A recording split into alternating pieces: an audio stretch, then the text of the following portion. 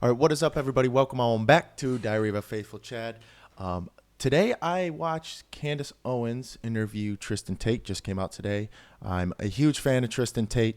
Andrew, he's his brother. I love him as well. But Tristan, I really like his style. I like his version of masculinity. I like who he is. And above all else, he is a Christian. But I did wanted to address that along with Candace because they both claim Christianity. And there were a couple times towards the end of this podcast, which is, it's about an hour and a half long, roughly, an hour 15, that I was surprised he did not bring up Christianity. He had a couple opportunities to, and he did not. So without further ado, let's get on into it. All right, so the first question that she asked was what his favorite books to read. And prior in this interview, they already did talk about Christianity and how they're Christian, and above all else, that is what Tristan likes to put off. That's what he wants people to know about him. So I just want you to listen to his answer to his favorite books. Because I know that you're an avid reader. Yes. What are some books that you recommend? Because I've been kind of introducing a lot of books to my audience, and I feel like you would have a lot. Yeah, that's very interesting.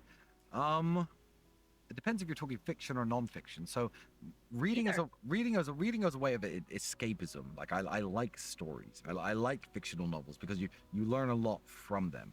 I would say that ignore all the movies; they're all gay. But everyone knows the story of the Three Musketeers. You know that's a 50-hour read if you read that book. No. It's a extremely long and incredible book, and what you learn from that, although that these people were fictional characters, is the real love that men can platonically have for other men.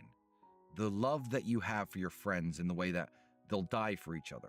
I mean, don't even get me started, but I've seen Netflix adaptations on conspiracy theories that Abe Lincoln was gay. Why? Because he wrote in his letters, I love you with all my heart to a friend of his. But when you read this book, written in the 1850s in France, with its original language about these four men who really love each other and they talk to each other in this way, you learn how male friendship can be strong and beautiful without society trying to tell you it's gay, because back then there was no gay agenda trying to make everything gay. Right. The new Three Musketeers movie, I watched it in French, and they make one of the characters gay. Of course, I turned off. Everything has to be gay now. No, but even just there's a 20-second clip at the bar where he says he's bisexual, which adds nothing to the story, and I turned the movie off halfway through. It infuriated me because the book is so good. So yeah, I like classical novels. I like The Three Musketeers, The Count of Monte Cristo. Those are both Alexander Dumas. The original Dracula novel. It's so funny. I was just reading about that novel, and I have it on my list to buy. Yeah, but I have a copy that was the one when it was launched in America. They sent 13 copies of it over in 1899, and they were on display in bookstores for people to flip through to see if the novel was going to be a success. I have one of those 1899 copies. Wow. Yeah. Wow, it's fascinating. amazing. And it's got love letters in it to people who are probably long since dead, who have dedicated and gifted the book to people in pencil. Wow. Yeah, very cool. So I'm a book collector as well. I like first editions. And history is really important. Yeah. Yeah, because they change so many books and editions, and like to be able to actually hold the original. Get the original novels. Yeah. Yeah. The History of Magic. I'm gonna kick myself because I've forgotten the author, but The History of Magic was recommended by a good friend of mine. Very small Twitter account, a man who calls himself the Gentleman Mystic, but he's a very interesting guy. He recommended that book. I finished that a few weeks ago. Can't remember the author. Not a guy who's written anything else I've read. But His account's about to blow up.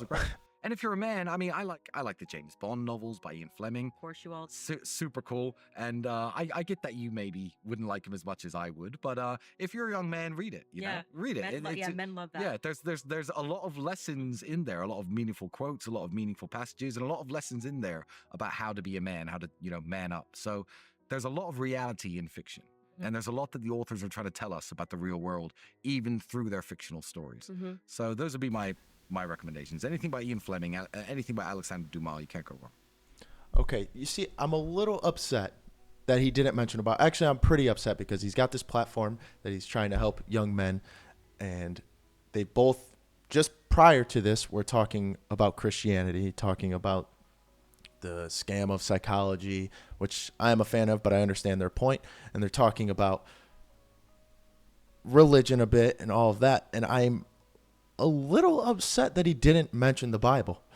Both of them, and Candace didn't push him on the Bible. The fact that he stands for masculinity, he talked about traditional masculinity, and he didn't bring that up. And he's talking again about how you can learn a lot through these fictional stories, and you can learn a lot through reading.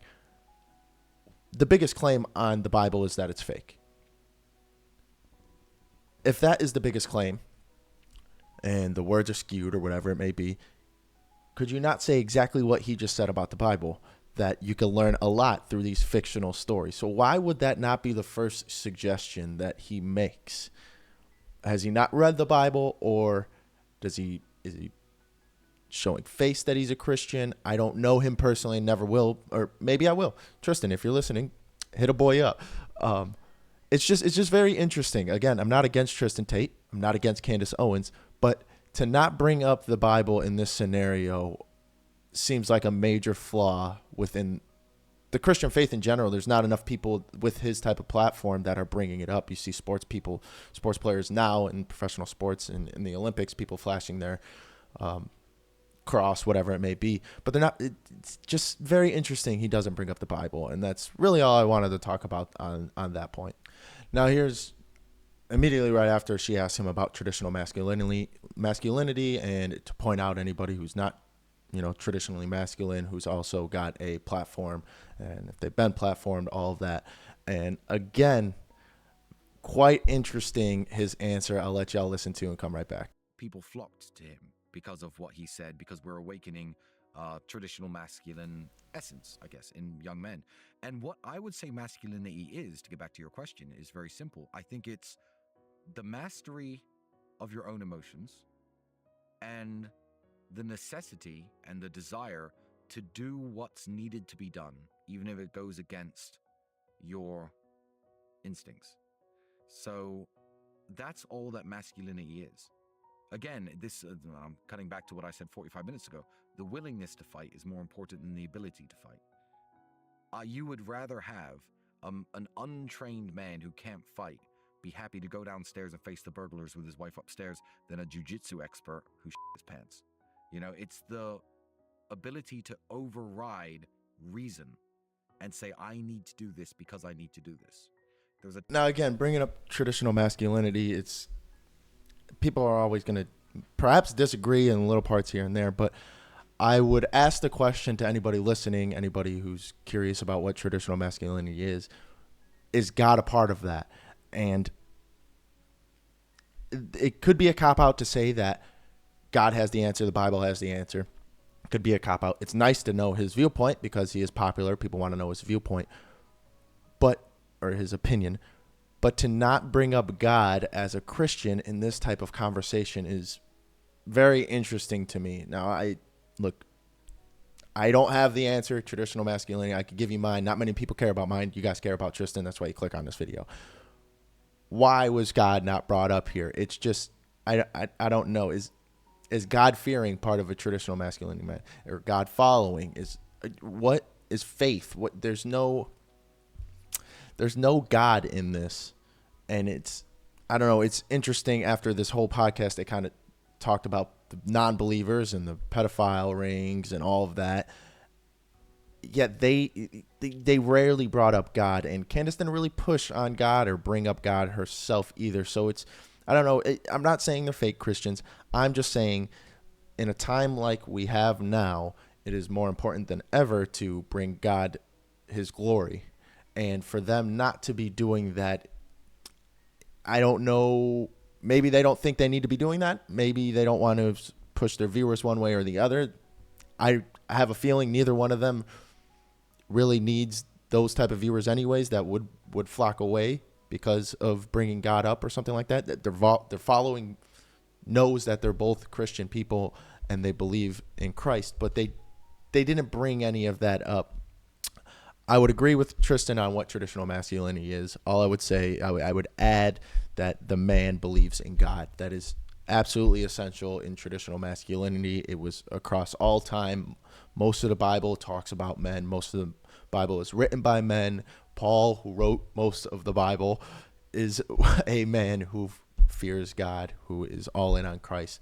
And it's just, I don't know. I just thought it was awfully interesting. So, hey, everybody, thank you for checking out this video. Thank you for tuning into my channel. I am Trevor Blazek. I run a podcast called Saving 22. I was a veteran, served in the United States Army, did helicopter engines, and when I got out, I fell into a very dark hole. They talked about going into the dark hole and dwelling in that dark hole, talking to therapy, talking to psychologists. I agree. I needed the help. I wish I didn't, but if everybody's raised with that traditional man, that traditional masculine dad, we would not need those therapists and those help. I strive to be a traditional man. I strive to be a therapist for veterans. If you would like to help me in my journey, and many, many veterans alike, please check out the link right here, the link below, and suicide.us. I appreciate you guys coming here. Like, comment, and subscribe, and I hope to see y'all in the future. God bless.